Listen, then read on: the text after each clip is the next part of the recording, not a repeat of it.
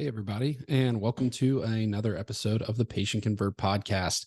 Excited to do some video today as well and talk about some healthcare marketing trends. There's been obviously a lot of changes, a lot of shifts that have occurred even over the last 6 months with the introduction of ChatGPT and all this conversation around AI and everything. Some tried and true things we're seeing still being incredibly effective, addressing them in a little bit different way as things have evolved. So I really wanted to talk about some of those trends today and how they relate to performance improvements that we see kind of day in and day out for our clients. So kind of getting right out of the gate is the SEO conversation, kind of talking about two different sides of the medical SEO conversation, the local SEO, so those brick and mortar private practices that are out there, and then the national level SEO side of things, and kind of how they are different and how they've evolved. And to get started, the local SEO side, we're really seeing content continuing to be a major driver of influencing rankings for private practices and driving the needle in terms of increasing visibility, driving more traffic to your website, and ultimately converting that into patient appointments. But you really got to balance the on-page optimization and the off-page side of things.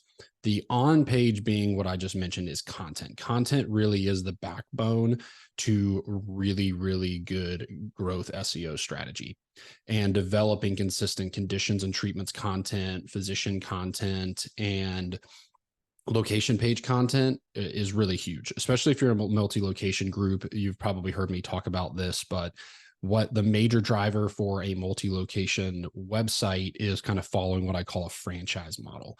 What I mean by that is franchises for a long time have done a much better job of making the location pages for each of their individual franchise locations the primary driver of local search, because you can't go on a treatment page and rank it for 8 different location pages in geographical areas that you have, but you can do that with location pages in Google business profiles. And that's really key. So that's kind of the on-page side of things, is consistent, strong content development. The biggest hiccup always can be, and we see this a lot even through the sales process that we go through with potential clients, is content quality being of big concern. Obviously, when you're a surgical group, you want to make sure that your voice comes through that content and it's of the caliber of the surgeons, but you also have to balance with reality. You're dealing with some of the busiest people around that may not have time to be able to actually comb through and read all of this content consistently. And that can be an absolutely massive bottleneck for organizations. I mean, we're talking about multi-week or multi-month, and can just kill any momentum that drives SEO. And so you really have to balance that from a conversation perspective with your physicians and say, hey, we definitely want the caliber to be there, but the reality is we're writing to, and call it an 8th grade reading level on average. Some like it to be even lower level in terms of 6th grade. So it's very conversational in nature. Some like it more 10th to 12th grade if you're like neurosurgery and you have a lot of technical terms that just come about naturally with your subspecialty. But either way, you got to balance that. And you got to realize it's about putting yourself in the shoes of the patient, and you're not writing a peer-reviewed journal for JAMA, and a patient doesn't know what they don't know, and you're so close to it, you may not be able to see that they're not going to be searching for those types of search terms. Like, they know they have knee pain, but they don't know what an ACL, what happens with an ACL tear, or what even ACL stands for. And so really understanding that and knowing what we're going after, what the end result and the goal is, and really focusing on consistency in the content development is huge. On the other side, but we're still seeing it translate really well in local, because we do a lot of it for our clients, but it's even more critical on a national scale. And the more competitive the space, the more critical it is to be doing, and that is backlink building. Backlink building is a really big part of the process if you want to compete on a national level. One of the biggest reasons is domain authority growth. Is if you're going to go after major top line level like condition and treatments rankings, and compete with the John Hopkins, the Cleveland clinics, the WebMDs, the Mayo clinics, the ones that have been around for a long time, have super high influence and domain authority, and have done an incredible job of building out content libraries, the only way that you're going to be able to compete in those spaces is by developing domain authority that will allow you to go toe to toe from a trust exercise standpoint, through Google's lens, in terms of your content strength. And that's really big. Like, for instance, like we had a client entering the semaglutide space, Ozempic, like all of this talk around Wegovy and all of that stuff. And so many people are jumping on that train. Well, that train is getting more and more and more competitive in nature to be able to rank for things at a local, state, or national level around, say, the conversation for semaglutides and what is it and how does it work and how is it different from medically supervised weight loss, traditional medically supervised weight loss, or non-surgical fat reduction solutions like cool sculpting, that type of stuff. And when you have like the Romans of the world that are advertising these things, you really have to be focusing on backlink building, domain authority, content length, internal linking, all of those types of things, and have backlink variety as well, from guest posts to in-content placements to mixing up your anchor links, anchor text for your links, all of that type of stuff, second tier links, third tier links, all that type of good stuff. And then obviously track it, because it can be not only a good SEO growth process, but it can also be a lead generator, because if you're building backlinks on the right types of niche websites, not only will that improve the impact, but you actually should see lead generation. Because if you've got again, in this scenario for Wegovy, if you're on a Healthline or something like that, that attracts a lot of potential patient traffic, and they're reading a content piece about 10 advantages of using Wegovy or using semaglutides, and you have a reference point in there that backlinks to your website, there's a high probability they could click on that, come to your website, do some research, and then end up converting to, say, get a drop shipped injection for semaglutides, as an example.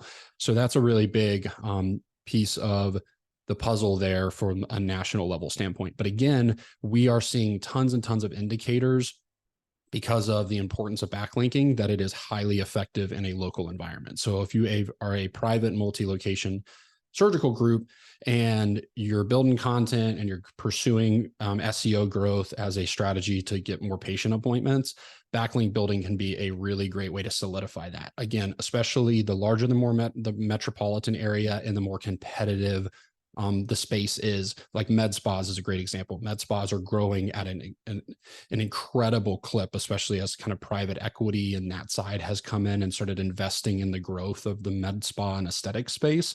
That has really accelerated.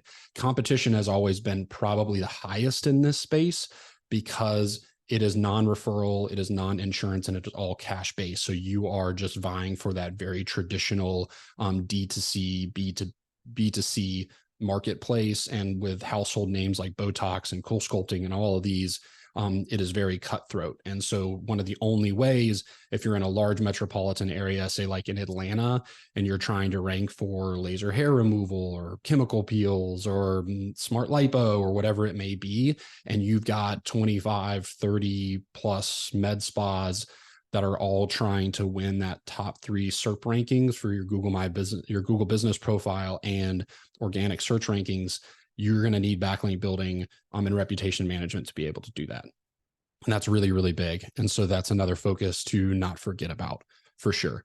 Another, I think, trend that it's been around for a long time, but it's still, I think, has lagged in the medical space, especially when you look at the private practice medical space. I think health systems that have more to invest in the space and can build teams around videography have been doing it for a while, but video is king.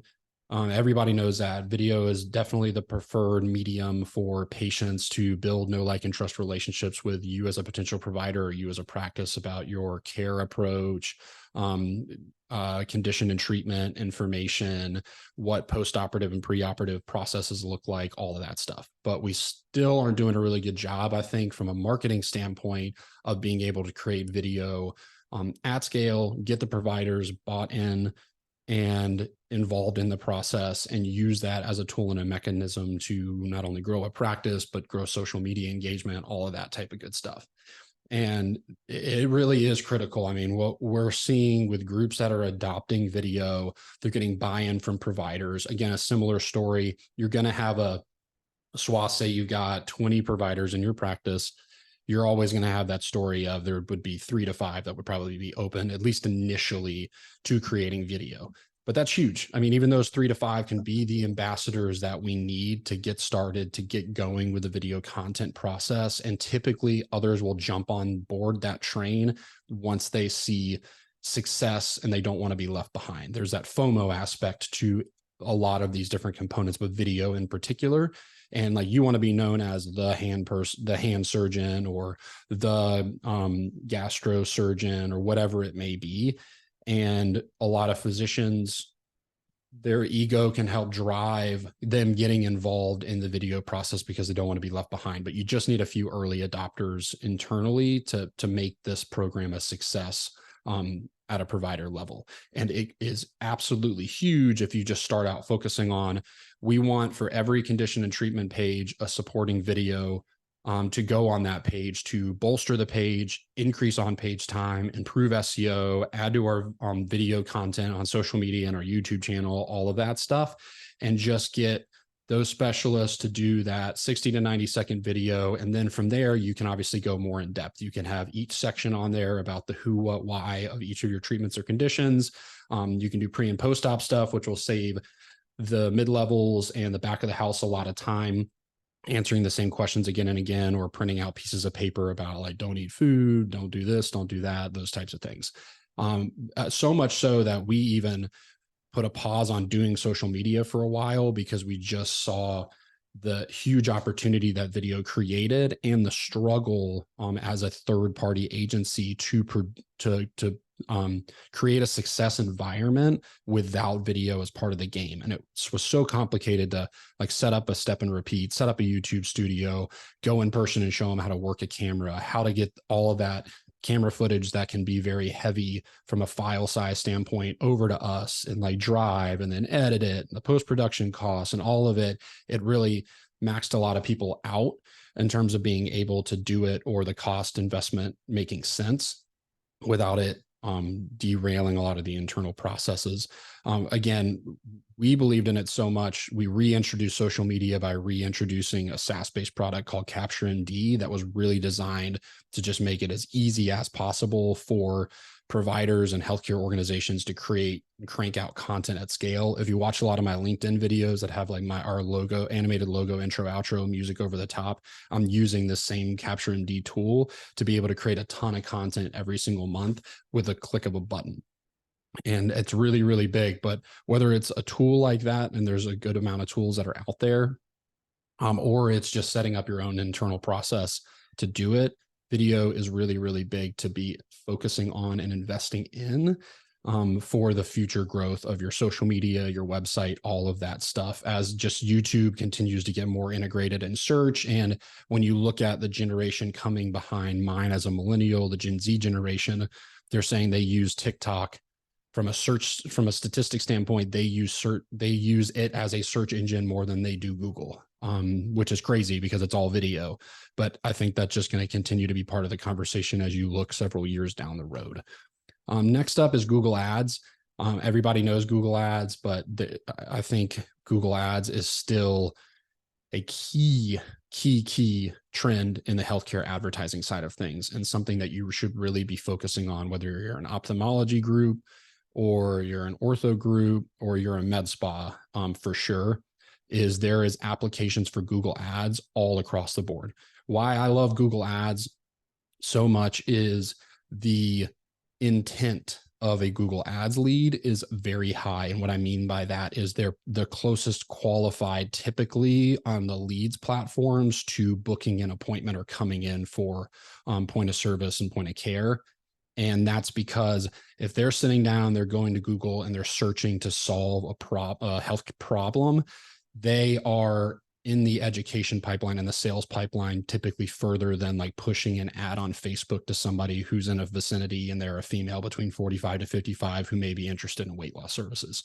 If they're going on and they're looking for, again, just using semaglutides as an example, a semaglutide provider near them, they're pretty highly qualified, and they're really doing research at this point on reputation, proximity, care processes, all of those types of things. And you want to make sure you're winning the battle. And one of the best ways outside of organic search to do that in real time is Google Ads. And Google Ads has come a long way with the introduction of medical and healthcare being able to do some of their professional type ads, which has always been kind of in the lawn services, plumbing, that space. So like chiropractors and med spas and some of those are now starting to be able to enter that space, which anytime they roll something out like that, I highly recommend adopting or looking into testing it out for sure. The other side is Performance Max. Performance Max is really kind of all the rage right now once it comes to Google Ads. It has kind of a, I think, hit and miss application in a lot of the insurance-based medical side of things because of HIPAA and what you can and can't track, especially with all the HHS stuff that has come about, which I actually just recently did a podcast and we'll be doing a lot more content on. The big issue there is Performance Max campaigns are really predicated on good data out, good data in, so to speak. And that's a struggle in the HIPAA compliance side of things because you can't push a ton of the PHI information that you can push from like an e-commerce website that is selling t-shirts, for example. You can take all that consumer data inside of your CRM, and when a lead comes in and they ultimately buy something, you can push how much they bought, what they bought, their consumer information back into Google's Performance Max campaigns, and it will do an incredible job using AI and their algorithms to optimize the campaigns to find the next good potential customer fit to advertise to and do a lot of the work for you. That is all good and well, but the problem remains in healthcare. You can't take a bunch of the PHI data and say, this person got knee surgery and this is their name and email and the surgery that they got done, and push that back into Google, a third party that will not sign a BAA. That is a huge no-no. So that makes Performance Max campaigns difficult in nature because the granularity of the conversion information and the conversions that you can track have to be much more general, and you can't push stuff back in near as well. So that's interesting. So you still really have to kind of roll your sleeves up and do what you can from an optimization standpoint manually to where you're allowed to in Google, because Google Ads, because they've stripped some of that stuff out over time. And things look and feel a lot different inside of the platform. But it's something to be aware of is, how do you keep first-party data private? What can you and can't you push back into a third-party platform that won't sign a BAA like Google and Google Ads? And then how do you continue to optimize as Google continues to push for kind of self-AI-driven optimization in a world that we can't do that? And so that's, I think, a really big trend, and even something that we've really been working on is pulling down sensitive data, PHI, what's considered PHI data, even to IP addresses, down into more of a first party HIPAA compliant, secure environment that then you can do different things with that data, from tracking to who became a patient to what you can or can't from a hash perspective, push back into Google Ads, all that type of stuff. So again, another interesting trend, and I think something that's going to evolve as we get more clarity on the HHS side into what we can and can't do, because a lot of the way that these initial things were written are extremely vague at best, and live in a big gray area. And so I think over time, naturally, they will further define from a marketing standpoint what is and isn't allowed for unauthenticated pages and authenticated pages, which is much clearer and more straightforward. Like if you have an EMR patient portal login, don't put pixels behind it, that type of stuff. Another one in the advertising side is programmatic display. At a high level, programmatic, I think, is really becoming a super effective way to reach patients across multiple different content mediums in real time dynamically. And that has just tremendous application. And we are just seeing huge success for clients in a ton of different industries, from orthopedics to aesthetics and med spas, to be able to get in front of people for a low cost, as well as use a bunch of different mixed medium and a bunch of different cross-channel platforms and omni-channel platforms to be able to bring them through the door, remarket them in a manner that you can't do in Google Ads, like we just talked about, a bunch of different applications. I'm going to do a whole separate conversation around programmatic, so I won't get too far into it. For somebody that may not be familiar with it, Programmatic is kind of buying ad placements in real time across multiple different channels.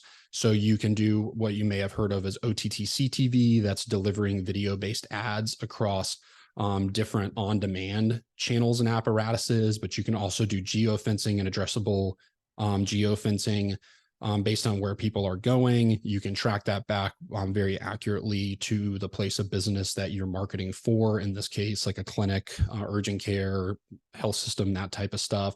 You can do contextual keyword advertising, which is filling in a gap that Google Ads is not. There's just so many different applications for this use. So I highly recommend looking into it. It's one of the biggest trends that's come about over the last couple of years. And it's just going to only kind of continue to get that much more, but it does require an investment, I think, to be the most effective into some commercial ready type videos that are totally worth it over time in terms of the ROI that you can pull out of programmatic display advertising and what we've seen for our clients.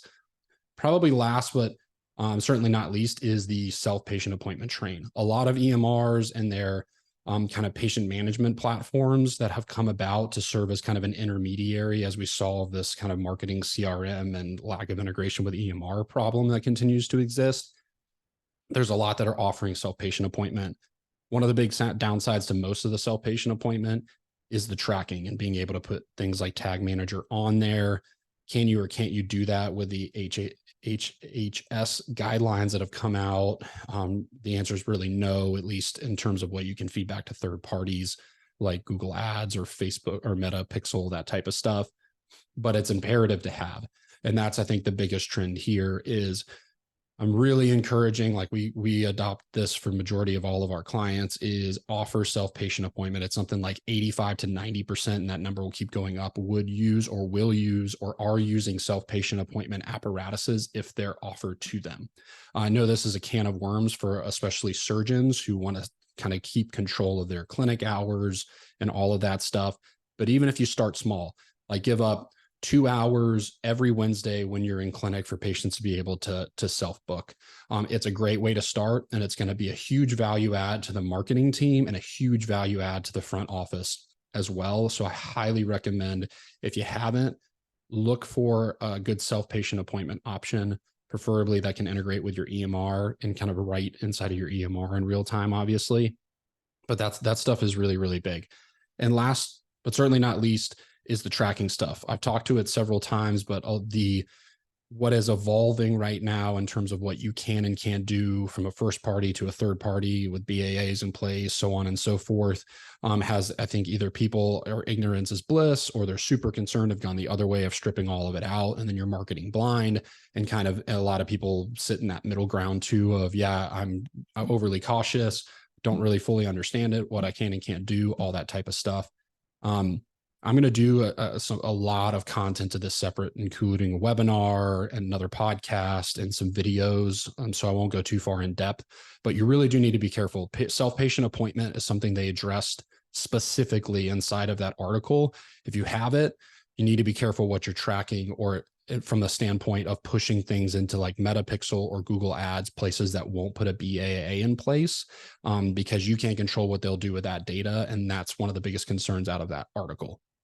So there is first party options available. Like we are even and have been working for a long time now in terms of developing SaaS-based analytics solutions to track this stuff in a secure environment and be able to do a lot of granular reporting. We've been rolling that out for a while with clients to help them address this. But it's something that you need to be aware of. Listen to some of the upcoming content. I'll address it more specifically as well. That'll be really helpful as things continue to evolve in this space. And then they had one other one. What's that? Well, we'll have to leave that for another date. I had one more trend that I wanted to address. Oh, self-pay. That's the other big one. Is self-pay is growing, especially in the insurance space, but the same thing goes for med spas and aesthetics. Is med spa and aesthetics, you can productize a lot of your services. You already have, but most of that's done with patient appointment request, the patient comes in, you do an eval, and then they pay for point of care for like Botox or something like that. But you can enable e-commerce and again, track a lot of amazing information as well as self-serve and productize your website by introducing e-commerce. But this also has, I think, huge growing implications in the insurance-based side, because as the whole insurance world has devolved and deductibles are going up, people are a lot more incentivized to look for quality care and also negotiate cash pay or self-pay rates.